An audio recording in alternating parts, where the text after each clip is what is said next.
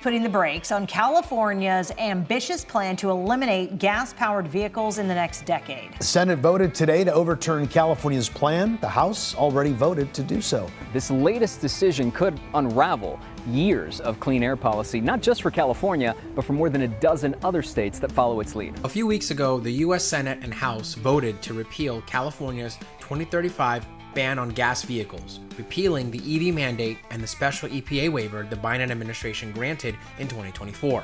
This is the perfect time to expose why this green push for electric vehicles and renewable energy is just a scam, and is actually worse for the environment. Let's get into it.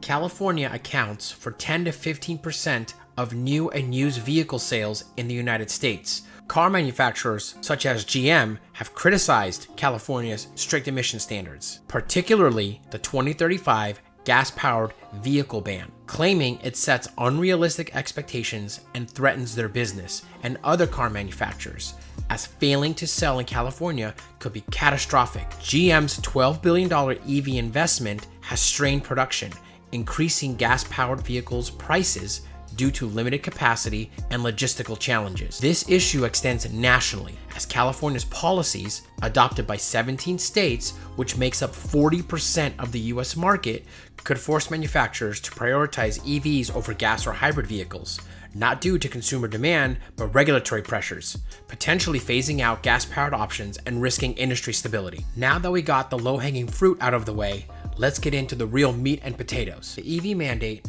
solar panels, wind turbines, the California Air Resources Board, or CARB, are all tied together. California has eliminated 99% of carbon emissions from vehicles, and it has stopped being about air quality and pollution, but about greenhouse gas emissions. California, as an entire state, contributes less than 1% of greenhouse gas emissions globally. As kids are choking up, burning up, and heating up because of climate change, we need to change. Overall public health, that's better for our people, it's better for our planet.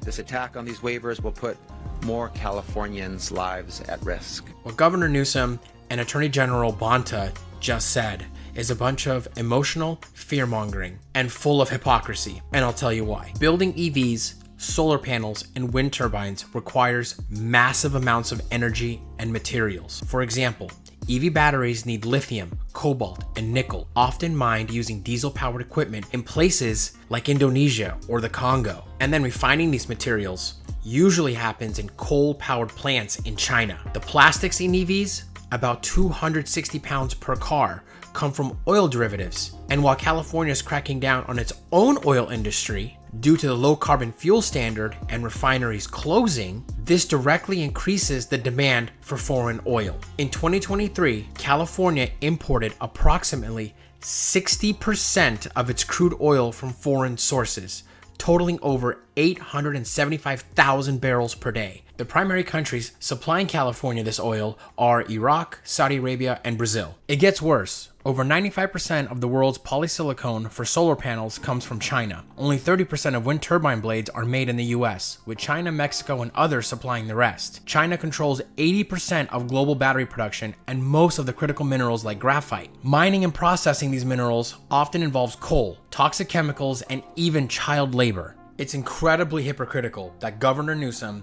AG Bonta, and all these Democrats always talk about saving the kids and their future.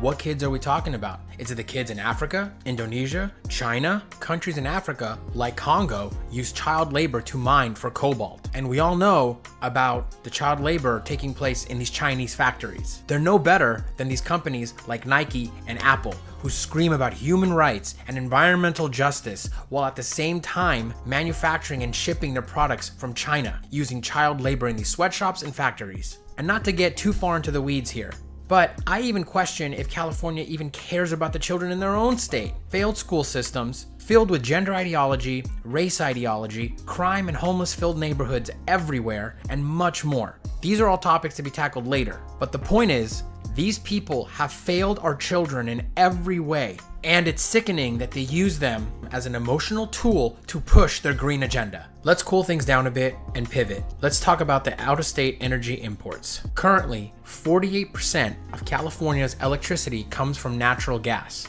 and only 40% is from clean sources like solar, wind, or nuclear. To keep up, California imports about 25% of its electricity from other states, and a lot of that comes from coal or gas plants in places like Nevada or Arizona, which also brings up another important point. How are we going to charge these electrical vehicles? You need fossil fuels and natural gas to even charge them when you plug them into a power source. In 2022, the state already asked EV owners not to charge during a heat wave to avoid blackouts. California's grid is already stretched thin, relying on unreliable sources of energy like solar and wind, which is also one of the major reasons the decommissioning of the Diablo Canyon power plant has been postponed for years now. I have lived in California my entire life, from one end of the state to the other. There's a pervasive arrogance, a tendency to look down on the rest of the country, boasting about being greener, more progressive, and better educated. Yet, we cling to our status as the world's 5th largest economy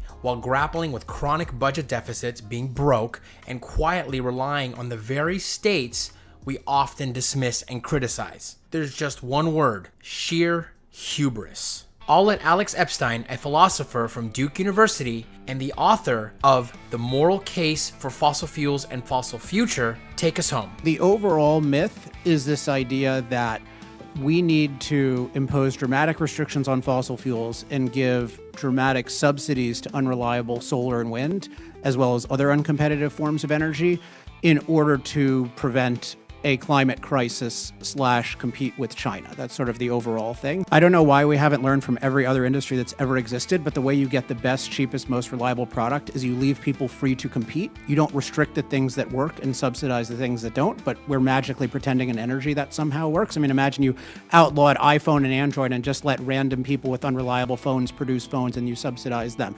It makes no sense. The laws of economics apply here just as well as anywhere else.